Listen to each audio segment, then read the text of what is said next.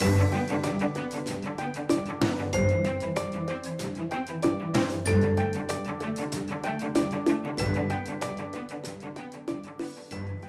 allez donc nous parler du premier atelier.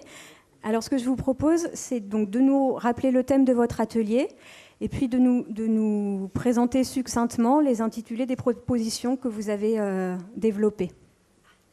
Donc, en fait, nous, on a beaucoup évoqué le parcours précoce. Voilà. Donc, l'idée était, à la base, d'améliorer le parcours global de la prise en charge précoce. Donc, il a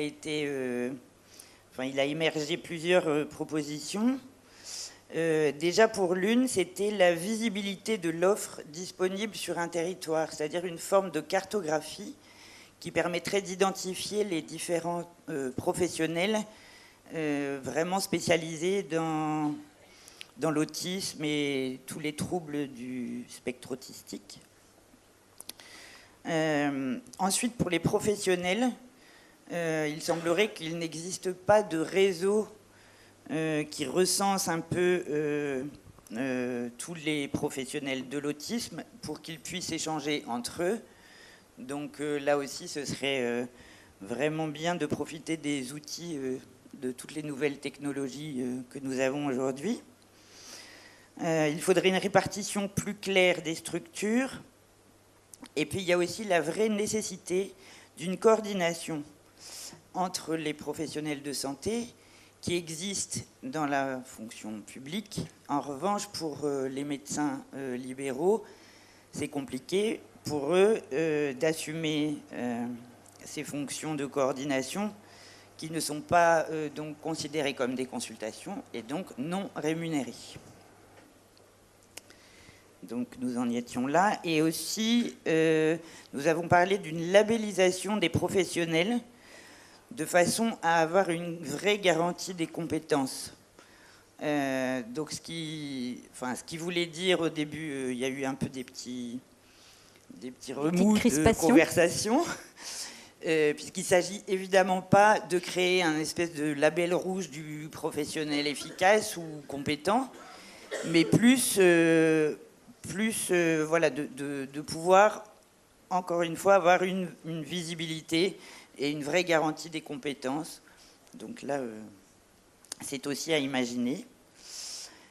Ensuite, nous avons parlé de... Ça, c'était les travaux du matin.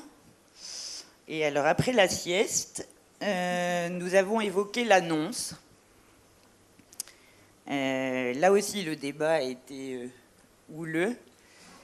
Donc voilà, il en est ressorti que il serait bien d'avoir une forme de structuration du protocole d'annonce du diagnostic de troubles du spectre autistique, de déterminer comment faire cette annonce, qui effectivement est un moment simple pour personne, je pense, et qui est le plus habilité à faire cette annonce.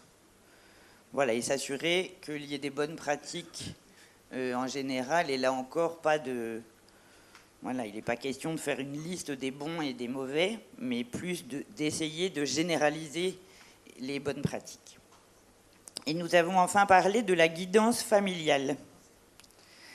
Donc là, il a été question de permettre à des professionnels spécialisés d'aller sur les lieux de vie des enfants concernés, ceci dans le souci d'aider les parents à organiser des outils de communication. On pourrait relier ça à une forme de coaching, mais c'est aussi dans la nécessité de faire en sorte que les parents restent les parents et ne deviennent pas ni les thérapeutes ni les soignants de leurs enfants autistes.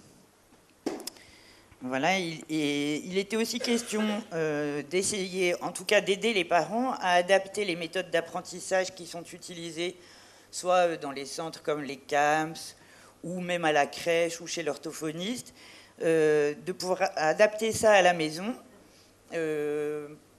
pour aussi y associer les frères et sœurs, s'il y en a, et les parents, ce qui permet d'instituer de nouvelles formes de jeux plus adaptées, puisque, bon, de toute façon, l'objectif pour tout le monde est que ces enfants progressent dans la joie et la bonne humeur.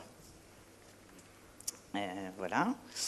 Il a aussi été évoqué un sujet important qui serait, alors là pour le coup, toujours grâce à nos outils de nouvelles technologies, qu'il y ait des espaces partagés, évidemment bien sûr sécurisés, puisqu'il y aurait des données extrêmement personnelles et médicales, pour favoriser l'échange entre les familles et les professionnels de santé qui gravitent, pardon, c'est pas un très joli mot, autour de cet enfant. Voilà, par exemple, l'orthophoniste peut voir qu'il y a eu un bilan psychomote qui a été fait il y a peu de temps, etc.